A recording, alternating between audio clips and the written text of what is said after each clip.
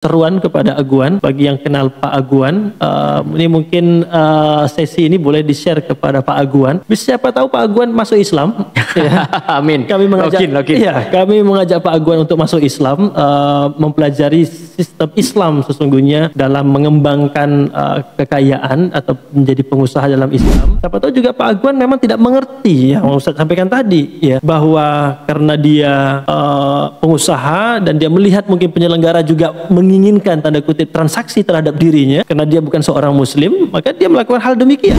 Nah, ini kita bicara dari hati ke hati juga nih. Betul. Ke Pak Aguan juga kita seru. Betul. Karena yang mengalami kesulitan-kesulitan seperti itu bukan hanya Anda saja ya Pak Aguan. Hampir semua pengusaha mengalami situasi kayak gitu. Birokrasi di Indonesia ini ya kalau bisa dipersulit ya kenapa dipermudah lah gitu. Apalagi melihat sosok pengusaha dan pengusahanya itu pengusaha properti, pengembang. Apa yang dalam image penyelenggara negara.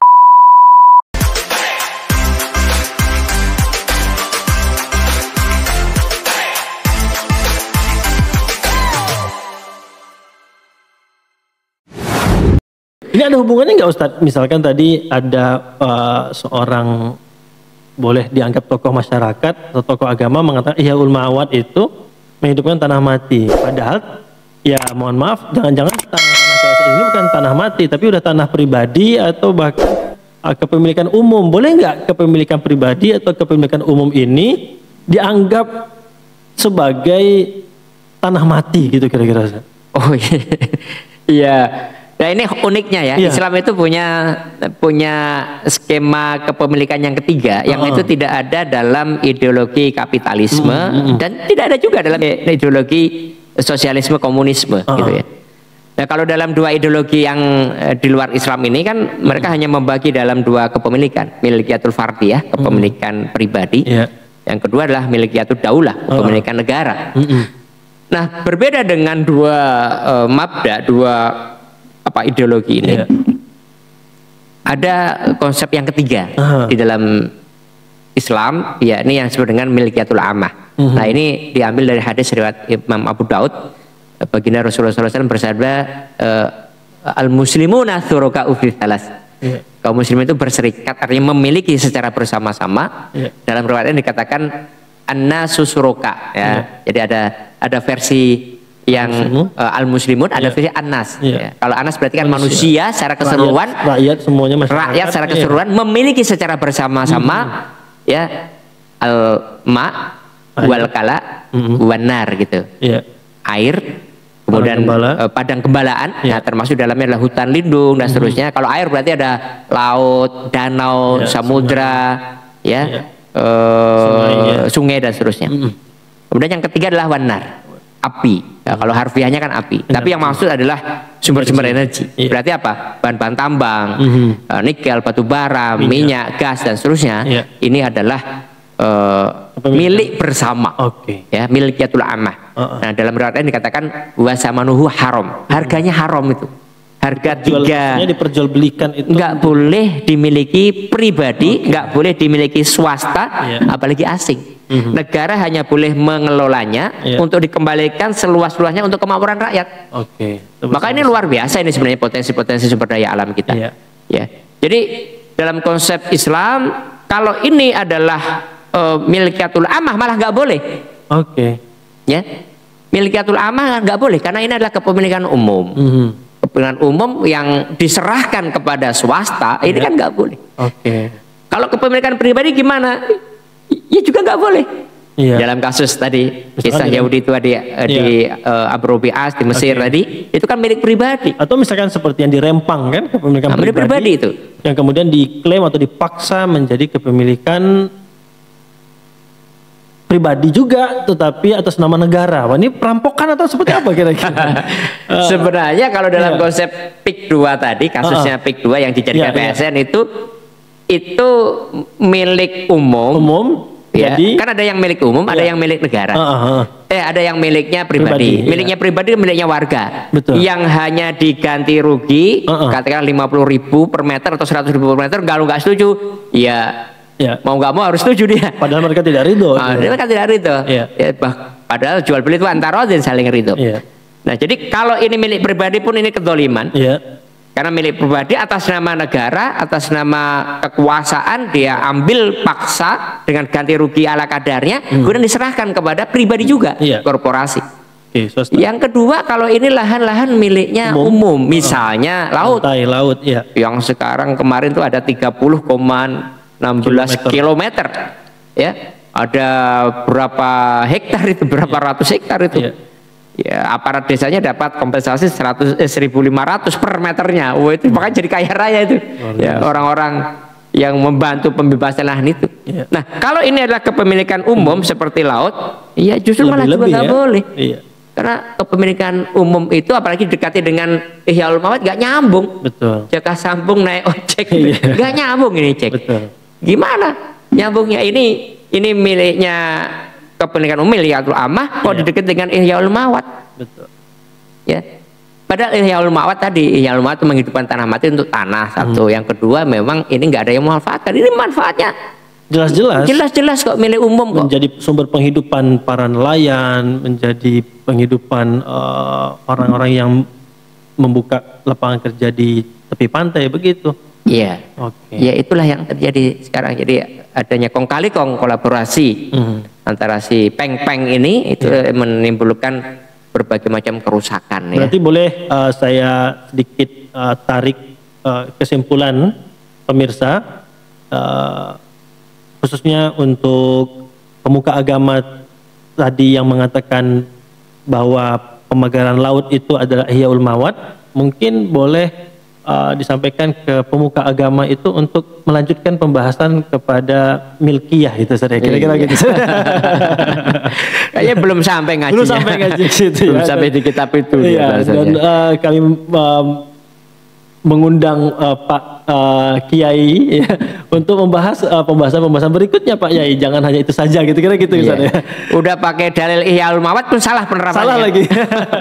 Ihya Ulumawat kan untuk tanah, itu laut kok disebut Ihya Ulumawat. Kemudian tidak membahas pembahasan milkiyah atau kepemilikan ya. Nah ini mendorong para pemirsa untuk terus kita mengkaji hal demikian. Baik, berikutnya Ustaz, tadi kan sudah kita bahas kalau itu terjadi atau anggaplah dalam konsepsi Islam, kenegaraan Islam ketika mengeluarkan sebuah kebijakan PSN, maka tidak boleh melanggar atau memaksa, mengintimidasi, menekan atau mengganti rugi dengan harga yang tidak diridhoi oleh milkiyah fardiyah, kepemilikan pribadi tadi kan.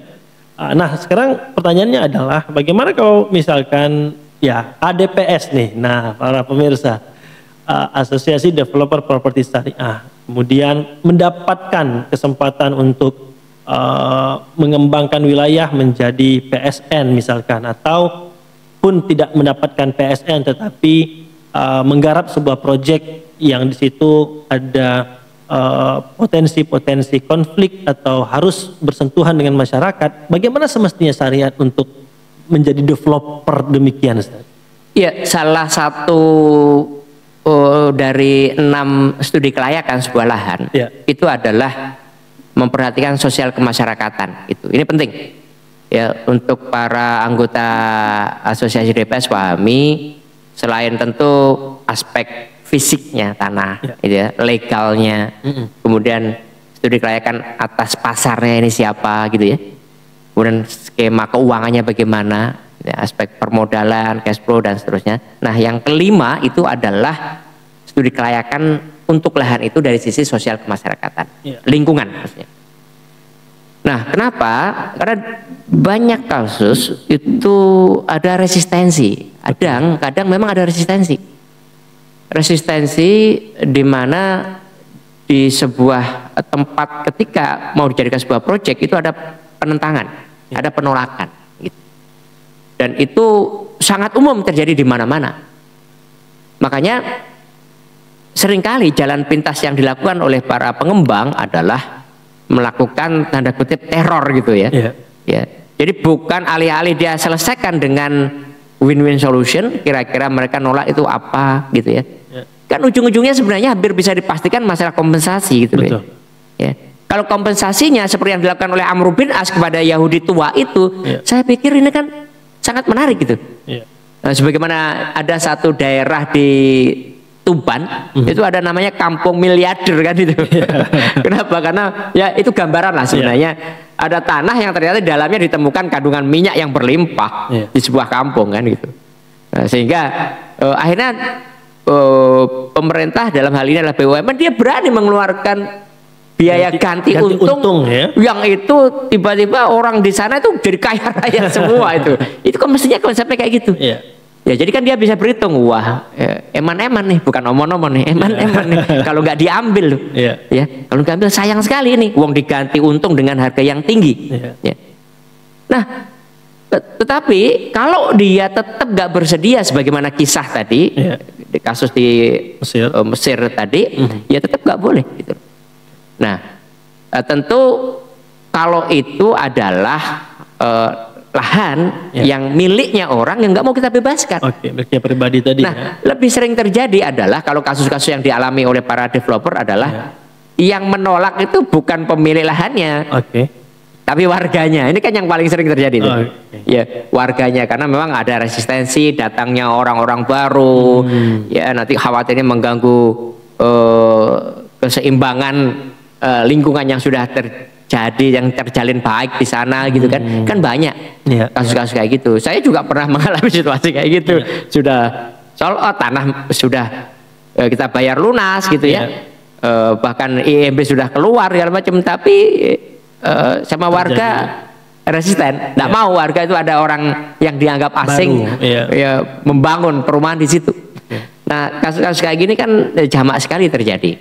Ya, walaupun sebenarnya kalau didekati dengan pendekatan yang sama-sama enak kan mereka kan bukan pemilik lahan. Tapi memang dalam izin itu kan ada namanya izin warga, izin lingkungan. Ada dibutuhkan juga persetujuan dari warga, dan itu kan ada aturannya. Nah, mengenai kompensasinya biasanya itu kan bisa diselesaikan begitu ya. Misalnya pengembang memberikan kompensasi berupa ya sudah nanti kita bikinkan musola, kita rapikan jalan, kita bikinkan akses jalan untuk menuju kemana, atau kita perbaiki fasilitas umum dan seterusnya. Itu biasanya sederhana aja, bisa selesaikan begitu, karena memang tidak ada kaitannya dengan mereka yang memiliki lahan, bukan pemiliknya. Bukan pemiliknya. Itu kan lingkungan. Maka lingkungan pun itu juga memerlukan studi kelayakan. Ya, kalau lingkungannya tidak mengizinkan, itu biasanya butuh mediasi itu. Nah, tapi kadang pengusaha itu kan nggak sabaran. Nah, sehingga ketika nggak sabaran itu jalan pintas yang mereka tempuh adalah tadi kadang menyewa preman untuk meneror orang-orang yang tidak mau tanahnya dibebaskan begitu ya. Atau mungkin juga karena tidak mau memberikan ganti untung, maunya dengan kos yang sangat rendah begitu. Nah ya, kalau bagi pengusaha kan ya sering kan seperti itu kan. Dia kan sudah berhitung juga ini. Ya mendingan udah sewa preman aja, suruh ngusir mereka gitu. Itu kalau pemilik tanahnya. Tapi dalam kasus yang sering dihadapi oleh para pengembang itu kan sebenarnya resistensi dari lingkungan. Kalau itu sebenarnya butuh komunikasi aja yang baik dengan mereka, dan kadang memang perlu waktu. Ya, saya pun pernah mengalami itu karena ditolak oleh warga, padahal tanah-tanah kita sendiri udah kita bayar lunas gitu, perizinan juga sudah ya. Tetapi ya karena tidak diizinkan oleh lingkungan, kadang ini jadi kendala. Padahal kan itu bukan tanah mereka kan, itu kan, tapi kan ya tetap saja memang regulasi begitu. Nah, jadi kadang kalau dalam perspektif para pengusaha, para pengembang, aura berbisnis di Indonesia ini memang sedemikian jelimet, rumit. Ya, sehingga yang sekarang lagi terkenal, tagar lagi populer, kabur aja dulu gitu ya. Emang ya pengusaha juga merasakan kayak itu, bukan hanya anak-anak muda yang sulitnya mencari pekerjaan. Kita ini bukan hanya mencari pekerjaan, kita membuat orang-orang bekerja. Misalnya di DPS ini saja sudah ada 28.000 lebih orang yang bekerja di industri proyek-proyek properti syariah gitu. Jadi kalau peak itu ya, kalau ini proyek sampai berjalan itu kan diklaim akan menciptakan lapangan kerja kurang lebih 6.000 tenaga kerja baru ya, lowongan kerja lah kira-kira. Lah kalau developer pelosarnya kan sudah lebih daripada itu. Nggak perlu PSN kita ini. Kita sudah mempekerjakan kurang lebih, kalau data yang dilansir oleh asosiasi kita itu ada di 28.200 ya pekerja. Masya Allah. Yang itu bekerja di industri proyek-proyek properti syariah. Nah, dan itu tidak perlu PSN kita, perlu PSN bisa membuat lapangan kerja. Itu pun luar biasa. Penentangan-penentangan kadang di lapangan itu memang harus butuh kesabaran gitu. Apalagi kemudian ditambah dengan model birokrasi kita. Birokrasi yang sekarang ada ini kan sangat bertentangan dengan birokrasi dalam Islam. Kalau dalam Islam itu prinsipnya ya, pemirsa yang berbahagia, prinsip birokrasi dalam Islam adalah prinsip riayah. Betul. Ya.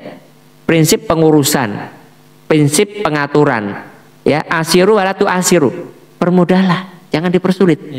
Jadi prinsip birokrasi dalam Islam itu cepat, murah, ya, mudah, ya, gratis bahkan. Itu, jadi nggak berbelit. Memang prinsip melayani. Prinsipnya melayani, bukan prinsipnya untung rugi, mengayomi. Atau prinsip yang sekarang dipraktekkan malah berbalik. Kalau kita kan prinsip Islam kan asyuru wala tu asyuru, permudahlah jangan dipersulit. Nah kalau prinsip birokrasi sekarang kan sebaliknya. Kalau bisa dipersulit, kenapa harus dipermudah? Kalau bisa berbayar, kenapa harus gratis? Kenapa kalau bisa dibikin lama? Kenapa harus cepat-cepat? Harus cepat-cepat gitu. Kalau bisa dibikin mahal, kenapa murah? Gitu. Ini emang kok bolak-balik gitu. Saya mecah sertifikat aja kadang ampun-ampunan tuh butuh berapa lama itu. Nggak selesai-selesai. Karena mungkin bisa jadi sudut pandang yang salah dalam memandang peran sebagai kenegaraan atau negarawan, begitu kira-kira Ustaz. Lah prinsipnya kan dia, kan gini, ente kan mau untung, pengusaha, pengembang. Nanti kalau sudah kita kasih izin, sudah selesai segala macam, udah pecah sertifikat, izin udah selesai, setpren udah disahkan segala macam, mana ente kan untungnya gede. Ya wajar dong, ente bayar ke kami gitu, ke kita. Padahal dia adalah merepresentasikan sebagai negara. Padahal kan, negara tidak boleh menarik keuntungan untuk pribadi mereka. Kan ada hadisnya itu. Hadiah untuk para penyelenggara negara, pejabat itu haram, hulu. Itu harta haram, suhud. Harta yang haram yang dia tidak boleh diterima gitu. Harta hadiah. Berarti ini konteksnya hadiah loh. Itu kan ada pembelian, itu kan ada namanya riswah, suap. Ada gratifikasi. Biasanya riswah itu di depan. Dan itu mempengaruhi kebijakan. Riswah. Kalau gratifikasi itu biasanya dijanjikan. Belakangan. Kalau isinya keluar, kalau dipermudah nanti tuh dikasih saham ya, atau ya dia agak belakangan lah gitu. Atau bisa diwujudkan dalam bentuk hadiah. Ya.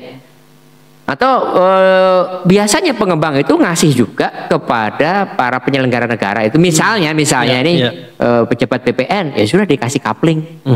Lurah dikasih kapling, camat dikasih kapling, bupati, wali kota dikasih juga rumah di sana gitu. Nah, ini adalah bentuk-bentuk harta-harta yang haram untuk diterima. Nanti kalau Islam ditegakkan, harta-hartanya akan disita. Nah, ini kan berarti penyelenggara negara tuh mesti harus paham juga terkait dengan bagaimana syariah dalam pengelolaan kenegaraan, khususnya pertanahan, begitu saja. Iya, banyak yang nggak paham. Mereka itu kan ajir, mustajirnya negara, mendapatkan ujroh, upah atas apa yang mereka kerjakan, yang mereka amanahkan gitu ya. Nah, oleh karena itu apapun yang mereka dapatkan di luar ujroh itu adalah harta haram. Termasuk hadiah, gratifikasi, riswah, suap, dan seterusnya. Mereka bukan bertransaksi dengan rakyat ya? Bukan. Jadi memang luar biasa, memang tantangan pengusaha. Makanya nggak heran muncul orang-orang semacam korporasi yang dipimpin oleh Aguan. Karena memang kita semua juga merasakan hal yang sama itu. Nah, itu dia Ustaz. Mungkin menarik para pemirsa ADPS Channel. Ini sepertinya memang pembahasan ini nggak ada habisnya nih Ustaz. Sangat panjang sekali pembahasan kita. Bukan berarti membenarkan apa yang dilakukan Aguan loh, bukan. Betul. Nah, berarti gini Ustaz. Boleh mungkin pada kesimpulan akhir, meskipun para pemirsa ini tidak paling akhir, tapi ini mungkin akhir ya. Tetapi mungkin pada sesi ini Ustadz, kira-kira apa yang kemudian menjadi nasihat dari ADPS khususnya kepada penyelenggara negara ya, yang kedua kepada mungkin pengembang atau aguan gitu ya, dan juga kepada rakyat. Jadi 3 ini Ustaz. Karena bisa jadi mungkin ya penyelenggara negara tadi yang Ustaz bilang bahwa penyelenggara sendiri tidak memahami posisi dia sebagai penyelenggara negara yang semestinya tidak boleh bertransaksi dengan rakyat, sehingga prinsipnya adalah memudahkan karena dia punya konsekuensi syariah juga pada dirinya. Yang kedua mungkin aguan juga, meskipun mohon maaf ya ini juga seruan kepada aguan bagi yang kenal Pak Aguan, ini mungkin sesi ini boleh di-share kepada Pak Aguan.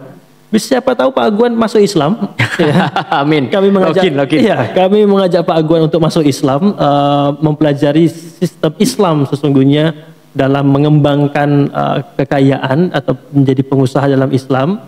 Siapa tahu juga Pak Aguan memang tidak mengerti yang Ustaz sampaikan tadi, ya, bahwa karena dia pengusaha dan dia melihat mungkin penyelenggara juga menginginkan tanda kutip transaksi terhadap dirinya. Karena dia bukan seorang muslim, maka dia melakukan hal demikian, ya.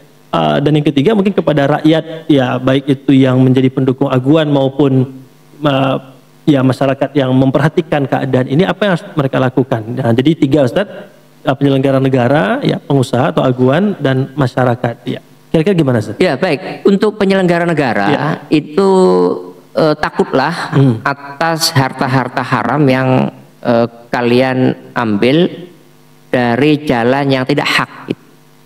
Ketika penyelenggara negara ini sudah diakatkan sebagai bagian dari pegawai negara, maka pendapatan apapun yang mereka dapatkan di luar itu adalah haram. Ya, tentu bukan berarti nggak boleh berbisnis dan seterusnya, tetapi kalau dia di dalam waktu bekerjanya, yang paling sering kan mereka korupsi waktu, ya, betul, ya kan? Maka kita lihat tuh orang-orang ASN itu banyak juga itu, ya, yang mereka datang dengan santainya. Coba paling banyak kita temui di kelurahan, di kecamatan, datang entah datangnya jam berapa, begitu datang, ya ngobrol dengan temannya, baca koran, ngopi, nanti ya, agak siang dikit pulang, ya. Jadi kalau ada orang datang mau ngurus sesuatu itu ngantornya pindah di warung kopi. Ya, diajak misalnya kalau ketemunya di luar. Di properti kan mirip-mirip juga kayak gitu tuh. Misalnya kenapa sih dalam pengesahan di perizinan tertentu itu memilih di luar gitu. Di hotel di luar. Padahal kan rapat misalnya untuk membahas tentang proyek itu, perizinan proyek itu kan cukup diselenggarakan di kantor. Kantor pemerintah daerah setempat kan gitu loh. Kan pasti ada kantornya, ada ruang pertemuannya. Tapi lebih seringnya adalah memilih tempat di luar, di hotel gitu. Nah, harta yang hanya seperti itu saja, itu kan sesuatu yang haram untuk dilakukan. Nah, biasanya bukan hanya sekedar servis, ya pertemuannya di luar, di hotel di luar, dijamu fasilitas, nah pulangnya kan ada amplopnya itu. Ya, ada amplopnya. Maka harta-harta seperti ini Nabi katakan harta suhud, ya, atau harta gulul, harta yang haram, bahkan hadiah yang didapatkan oleh seorang pegawai negara itu haram. Ya, kadang dikemasnya dengan kemasan-kemasan yang seolah-olah halal, misalnya ini Mas, ini tanda terima kasih dari saya, ini sedekah dari saya, coba ini buat bantu anak-anak sekolah gitu. Riswah, harta suap yang haram dibahasakan dengan bahasa sedekah. Sedekah adalah bahasa sunnah, ya kan? Yang repot lagi kalau dibahasakan dengan bahasa wajib tuh, ini zakat saya gitu kan. Kayaknya nggak ada lah kalau zakat tuh. Ini sedekah saya, ini hadiah saya. Hadiah kan mubah-mubah aja. Tapi kalau sedekah kan sunnah. Padahal ini riswah, gratifikasi. Dan apapun yang mereka terima, apakah itu riswah, apakah itu hadiah, ya itu adalah harta haram untuk diambil. Oke, ini tidak hanya terbatas kepada penyelenggara yang langsung bersentuhan dengan rakyat, tapi juga para pejabat-pejabat dan presiden menteri juga, Ustaz ya. Iya, dan ini banyak modusnya. Nah, kadang pembenarannya banyak. Saya juga sering temui pejabat-pejabat yang ya ujung-ujungnya nanti dikasihnya berupa fasilitas, dikasih misalnya berupa rumah, dikasih berupa voucher misalnya, dikasih berupa kemudahan-kemudahan apapun itu, termasuk dikirimi setiap lebaran parcel, itu ya. Ya, itu saya temui langsung ada beberapa yang rumahnya pengusaha, dia dikasih ketika dia mau renovasi rumah dikirimkan keramik, dikirimkan genteng, dikirimkan semen gitu pejabat, ya. Pejabat, ya. Dan ini kan apapun namanya itu kan tetap harta yang haram untuk diambil gitu. Ini patut difahami oleh semua penyelenggara negara. Apapun yang mereka dapatkan di luar apa yang menjadi haknya itu adalah harta hulul, dan harta hulul itu termasuk harta yang haram, sukhut. Itu yang pertama. Baik. Yang kedua, bagaimana dengan para pengusahanya? Ya. Nah ini kita bicara dari hati ke hati juga nih. Betul. Ke Pak Aguan juga kita seru. Betul. Karena yang mengalami kesulitan-kesulitan seperti itu bukan hanya Anda saja ya Pak Aguan. Hampir semua pengusaha mengalami situasi kayak gitu. Ya, birokrasi di Indonesia ini ya kalau bisa dipersulit ya kenapa dipermudah lah gitu.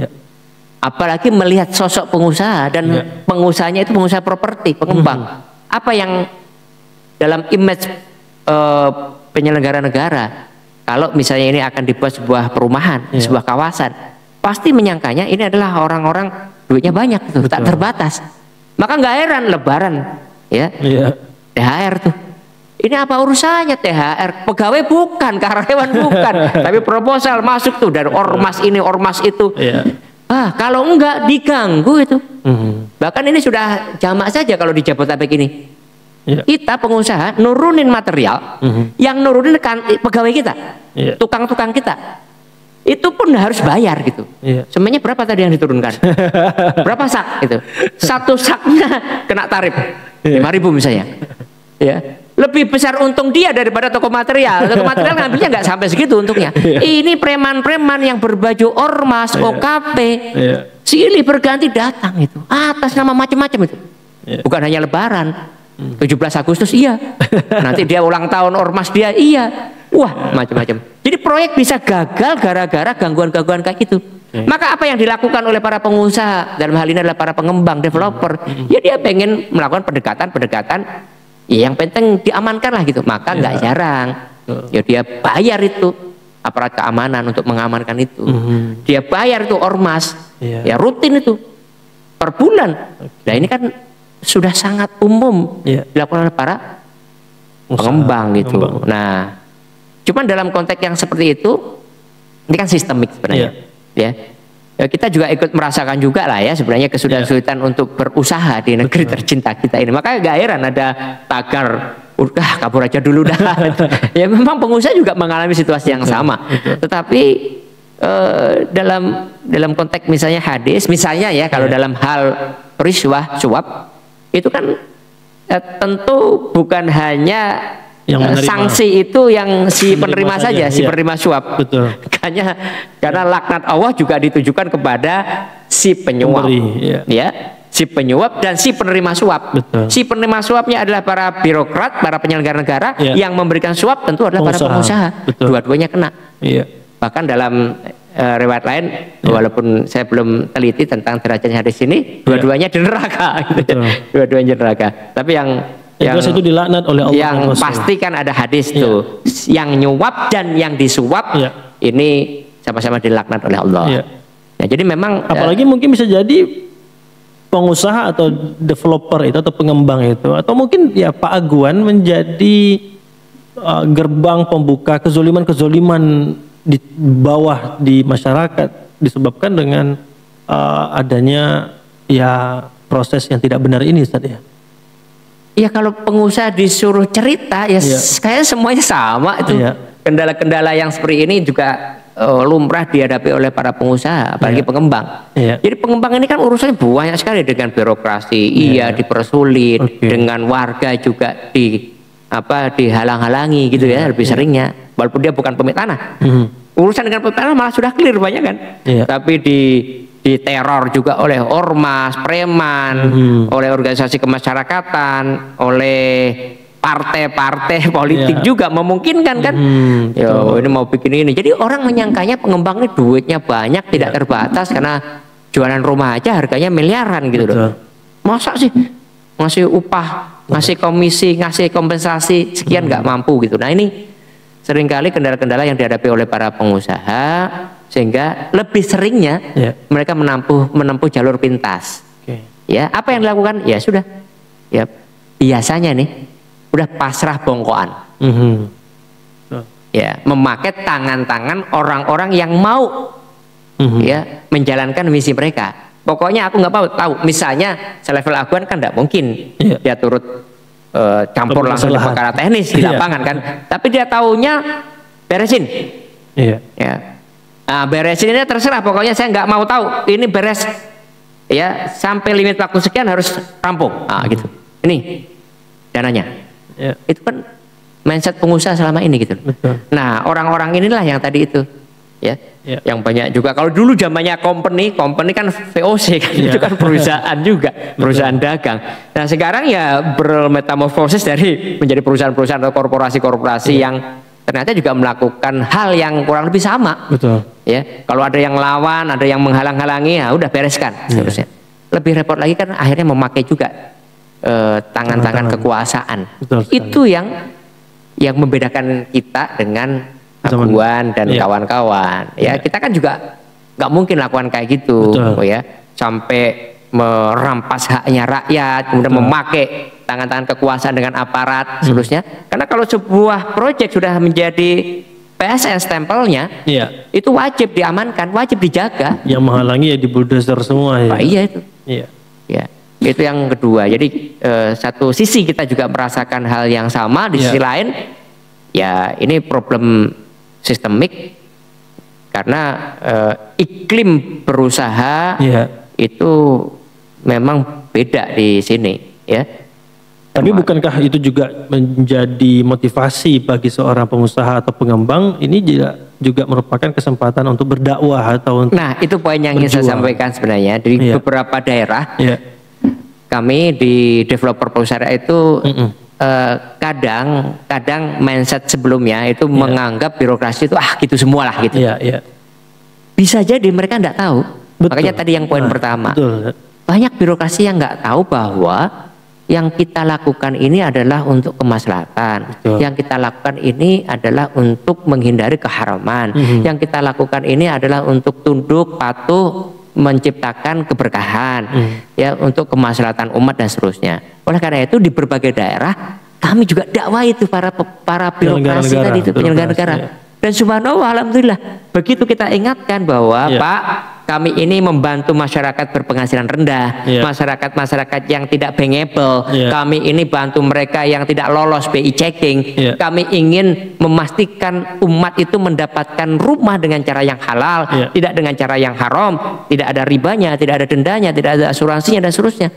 Tolong bantu Pak. Ya. Kalau Bapak malah mengganggu, mempersulit, ya, dari proses yang kita tempuh seperti ini, nah Bapak berarti ya merintangi, menghalangi kebaikan gitu. Dan Bapak bakal mempersulit urusan Bapak di akhirat juga. Iya gitu. Dan apa yang terjadi? Subhanallah, di berbagai daerah kita temukan ya aparat-aparat pemerintah itu, penyelenggara negara itu, mereka membantu mengurus gitu. Masya Allah. Ya, tidak mau dibayar bahkan. Dan mereka tahu juga kalau urusannya dengan DPS ini kayaknya nggak ada bayaran-bayaran gitu. Ya, dan kita memang nggak mau ngasih bayar-bayaran karena Anda melakukan pekerjaan ini sudah dibayar. Iya, betul. Karena transaksi. Nah, cuman kan mereka selama ini kan nggak pernah ketemu dengan model-model seperti ini. Betul. Nah, itulah pentingnya edukasi, pentingnya dakwah. Dan dakwah itu sampaikan ke semua pihak, termasuk ke pejabat pemerintahan, penyelenggara negara, pemegang kuasa gitu. Nah, termasuk juga para pengusahanya dong. Ya para pengembang gitu saja. Jadi kalau orang kan bergerak berdasarkan dengan pemahaman yang mereka miliki. Betul. Kalau mereka tidak paham kalau yang hadiah yang mereka terima itu haram, ya mereka tidak akan bisa berubah. Mungkin bisa jadi Pak Aguan itu karena nggak gabung ADPS kali Ustaz ya. Jadi pemirsa kalau ada nomor handphone Pak Aguan ya, suruh daftar asosiasi.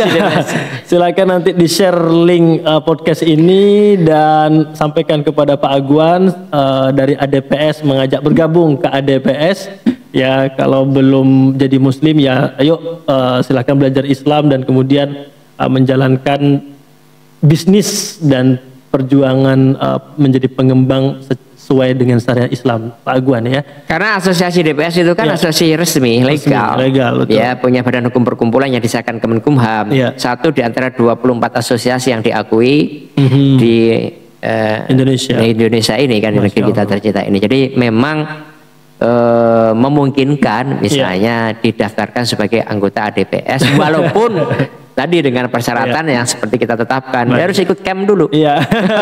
Harus lolos verifikasi dulu. Standarisasi dulu. Nah, termasuk standarisasi tidak zalim kepada pihak lain. Itu kan penting juga.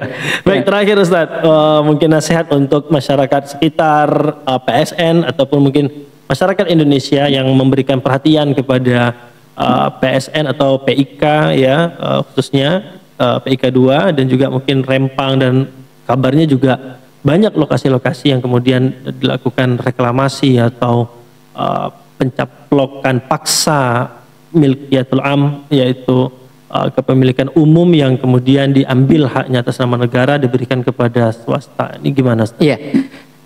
Negeri ini sudah terlalu lama dikuasai, diatur dengan konsep kapitalisme. Ini penting untuk saya sampaikan sebagai penutup gitu ya. Karena negeri ini diatur dengan kapitalisme, maka kapitalisme ini kan punya ciri khas. Apa ciri khasnya kapitalisme? Kapitalisme itu lebih memihak orang-orang kaya, lebih memihak para pengusaha. Ya, jargonnya begitu. Demikian juga sebaliknya, kalau ideologi komunisme jargonnya adalah membela orang-orang miskin, membela orang-orang lemah, membela orang-orang proletar duafa gitu. Ya. Maka yang terjadi dalam sebuah negara yang menerapkan aturan-aturan kapitalisme, pengusaha itu pasti biasanya mencari backingan dari negara. Ya kan? Di lain sisi masyarakatnya itu karena di sebuah sistem kapitalisme biasanya mereka dalam kondisi yang tertekan, ya, dimarginalkan, maka pembelaan masyarakat itu lebih ditujukan kepada warga. Ya, ini seolah-olah menjadi pembenaran kalau yang besar itu pasti salah, yang kecil itu pasti benar. Contohnya apa? Kalau ada kecelakaan di jalan raya. Kalau ada kecelakaan di jalan raya antara motor sama mobil, pasti yang disalahkan mobilnya. Padahal motornya itu dia sen kiri nyabrang kanan gitu loh. Ya kan? Pasti yang disalahkan mobilnya. Tetap yang salah mobil. Tetap yang salahkan mobilnya. Itu mungkin dikeroyok banyak orang itu. Ya, makanya lebih banyak memilih melarikan diri kan itu kan. Padahal mereka nggak salah. Kenapa? Karena tadi iklim dan mindset yang ada di negeri kita ini, ya, pembelaan itu lebih ditujukan kepada orang-orang kecil, ya, sehingga kalau ada kesalahan apapun nggak dipersalahkan, ya, bahkan sesalah apapun tetap dibenarkan. Nah, sebaliknya orang-orang yang kaya, termasuk di antara para pengusaha, dia mencari cantolan, backingan dari kekuasaan. Kenapa? Karena dia menghadapi rakyat, dia menghadapi masyarakat, ya. Jadi ini kita perlu dudukkan dalam kerangka Islam. Kalau Islam itu dia menempatkan secara adil dan proporsional, ya. Islam membela orang kaya, sebagaimana Islam juga membela orang miskin. Ya. Islam membela ya orang-orang pengusaha, sebagaimana Islam juga memberikan hal yang sama, keadilan kepada para pekerja. Ya. Jadi tidak seperti saat ini. Pengusahanya mencari backingan dari kekuasaan, dari aparat keamanan, penyelenggara negara, sementara rakyatnya itu kompak menggalang dukungan dari kalangan bawah. Ini khasnya negara yang menerapkan sistem ekonomi kapitalistik seperti di negeri kita ini. Sehingga apa yang terjadi? Gak ada ujungnya memang. Yang ada adalah pertentangan secara terus-menerus. Oleh karena itu sebenarnya ini nggak bisa diselesaikan dengan secara parsial. Kita benahi masyarakat, ya, lalai juga tidak mengingatkan penyelenggara negara, pejabat, pemegang kuasa, juga tidak solusi. Makanya ini perlu dakwah edukasi secara menyeluruh, bahwa Islam itu adalah konsepsi yang adil. Ya, kalau dalam konsep misalnya, kalau ada pengusaha dia mengambil sejengkal tanah milik rakyat, milik pribadi, milik yang dia tidak ridho, milik orang lain, maka ya? apa kata baginda Rasulullah SAW? Maka di akhirat dia akan ditimpakan ya dari tanah 7 lapis. Ya, bayangkan satu lapis tanah aja gimana, ini 7 lapis tanah ditimpakan kepada orang yang mengambil lahan cuma 1 jengkal. Digencet dia. Digencet itu 1 jengkal. Lah kalau yang dia ambil adalah lahan warga sekian ratus hektar dan dia mengambil lahan atau wilayah kepemilikan umum. Nah, itu kan dalam konteks dia mengambil haknya kepemilikan pribadi. Itu saja ancamannya dahsyat, ditimpa dengan 7 lapis bumi. Ya, itu sejengkal tanah loh. Milik pribadi yang diambil oleh orang yang dolim, termasuk para pengusaha. Ya. Nah, bayangkan kalau yang diambil adalah kepemilikan umum. Yang kepemilikan umum itu sesuai dengan hadis Nabi, al-muslimuna syuraka fi tsalas. Ya, bahwa kaum muslimin atau dalam riwayat lain dikatakan annasu syuraka fi tsalas wal kala wal ma wan nar. Maka tanah sebagai bagian dari kepemilikan umum, tanah-tanah yang miliknya umum tentunya, kalau dia ambil untuk kepentingan pribadi dan dia tidak termasuk kategori ihyaul mawat, ya, menghidupkan tanah yang mati, misalnya dia mengambil laut, ya, laut diambil oleh pengusaha, ya, sementara laut itu adalah bagian dari kepemilikan umum, maka pertanggungjawabannya tentu berlipat-lipat kali lebih berat. Karena yang akan menuntut di akhirat bukan hanya pribadi. Dalam konteks misalnya hadis tentang muflis, orang-orang bangkrut, itu kan ketika transaksinya adalah individu misalnya. Jadi kalau harta kita, ada karyawan kita mengambil harta kita dengan cara yang tidak hak, nanti dia akan bayar di akhirat dengan pahala kebaikan dia. Karena di akhirat itu nggak ada dinar, nggak ada dirham, nggak ada rupiah, nggak ada dolar. Maka dia bayar dengan pahala sholat, pahala zakat, pahala puasanya dan seterusnya. Nah, itu kalau dalam konteks pribadi dengan pribadi. Apalagi nah, kalau ini adalah kepemilikan umum yang diambil, kan seperti analognya adalah korupsi, ya, yang korupsi itu dilakukan oleh pejabat, sementara pejabat itu di tingkat negara. Maka apa yang terjadi? Harus bertanggung jawab terhadap seluruh rakyat. Maka sejumlah warga negara, rakyat di negara itu yang saat ini misalnya di Indonesia ada 280 juta, maka dia akan menuntut atas kepemilikan umum yang diambil oleh orang yang dolim ini. Dan orang dolim itu bisa jadi dari kalangan pengusaha. Di antara pengusaha itu adalah para pengembang. Di antara para pengembang itu adalah aguan dengan proyek PIK duanya itu. Nauzubillah. Ya, nggak kebayang pertanggung jawabannya di akhirat. Dan siapa saja yang membantunya, berarti dia membantu kezaliman. Maka kalau orang yang membantu kezaliman ini juga ya berat juga nih ancamannya begitu ya. Wah, kita nggak kebayang lah. Oleh karena itu ini penting sekali bagi kita para pengusaha untuk lempeng lurus gitu. Karena ini bukan hanya sekedar bicara untung rugi. Ini adalah bagian dari pertanggungjawaban, bagian dari hisab. Harta itu halalnya dihisab, haramnya diazab. Dan kalau harta ini haram karena dengan diambil dengan mendolimi pihak lain, maka ini kategorinya adalah harta yang haram. Baik itu harta haram itu kadang dimiliki oleh pejabat, kadang dimiliki oleh para pengusaha, dan bisa jadi harta haram itu juga dimiliki atau diambil oleh warga masyarakat. Misalnya dari kalangan preman, dia akan meneror warga, mendapatkan kompensasi tertentu, maka dia juga akan bertanggung jawab di akhirat sana dengan apa yang dia dapatkan harta itu. Ini menjadi pelajaran bagi kita bahwa apa yang kita lakukan ini adalah nanti tentu ada pengadilan yang paling adil, seadil-adilnya, dan tidak bisa lagi disuap saat itu. Itulah pengadilan Allah Subhanahu wa taala yang maha adil, dan tidak ada lagi keadilan di sana kecuali keadilan dari Allah Subhanahu wa taala. Allahu Akbar. Masya Allah, alhamdulillah. Para pemirsa ADPS Channel yang berbahagia, ini tidak terasa waktu kita berjalan begitu sangat panjang sekali. Dan kalau kita ingin melanjutkan pembahasan ini masih sangat banyak, karena PSN ada 230-an. Ini baru 1 atau 2 PSN yang kita bahas. Masih banyak PSN. Masih banyak 200-an PSN lain yang mau kita bahas.